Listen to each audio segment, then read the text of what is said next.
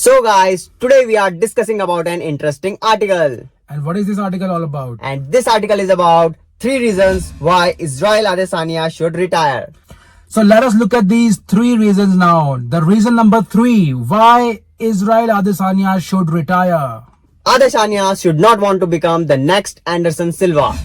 Anderson Silva, the legend, the phenom, the guy who was once invincible, is today on a long losing fight streak.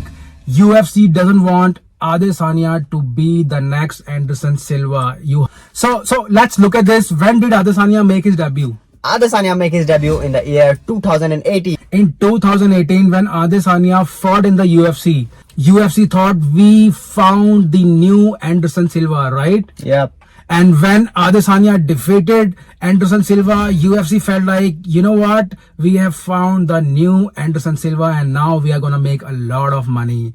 But today, Adesanya has lost 3 of his 4 fights. exactly, And that is why Scott Newman feels that Israel Adesanya should retire. So let us look at the reason number 2, why Israel Adesanya should retire. Israel Adesanya is now miles away from another title shot. Yes, he is miles away from another title shot. And why is that? Let us look at the UFC middleweight rankings. So here we can see Dricus du Plessis is champion of the middleweight and number 1 ranked fighter is Sean Strickland, who is going to get the next title shot. So let us look at the middleweight division. Apart from Sean Strickland, we have Robert Whittaker, yes. Nasruddin Imavov, Jared Cannonier, Cannonier. Marvin Vettori, Brandon Lennon, Paulo Costa, Jack Emerson.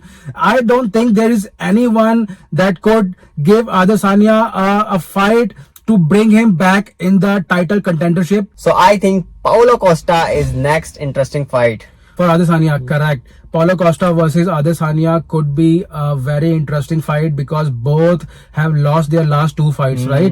Yes. So yes, the point number 2, Israel Adesanya is miles away from a next title shot. This point, I believe, is absolutely correct. Yeah, 100%. All right, now, reason number 1, why Israel Adesanya should retire. What is that reason? There are no real marquee fights left. As we discussed earlier, there are no real marquee fights left. I mean, who is Israel Adesanya going to fight? Yeah. Everybody in the division is busy, injured, or not interested in fighting Israel Adesanya. So the article is absolutely correct. The division is fully packed but not interested in fighting Adesanya. I don't think there is any fight apart from Paulo Costa that can give Adesanya a reason to wake up and train. I think Adesanya is moving towards retirement. I think the next 3 fights for Adesanya should be fun fights. Because it's very hard to give Adesanya a title fight. The last style bender is unfortunately out of options. Oh. Now this is a very interesting article because it also mentions 2 reasons why Israel Adesanya should continue to fight. So let us find out those 2 reasons.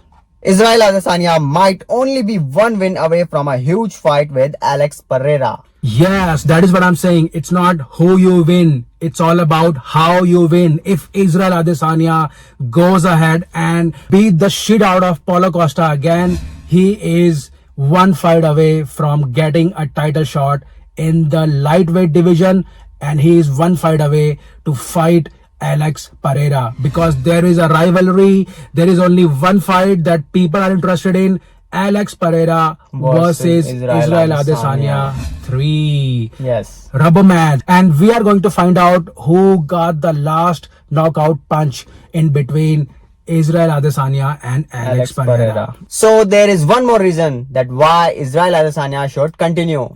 And that reason is that he has enough in the tank. As I said, in the division, there is hardly any fighter that people want to watch Israel Adesanya against.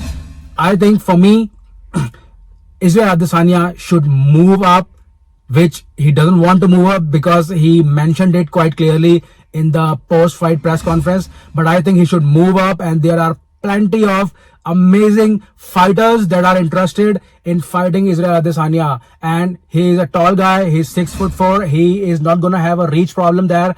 And, you know, his last fight against Jan Blachowicz, Israel Adesanya was very competitive, so he can move ahead. He can go up, fight Jan Blachowicz or Alex Pereira or maybe other fighters, and he can start a new journey at 205. So there you go, guys. So this was the article we wanted to discuss, and this article was written by Scott Newman. and these were his thoughts, and we agree and disagree at the same time on certain points.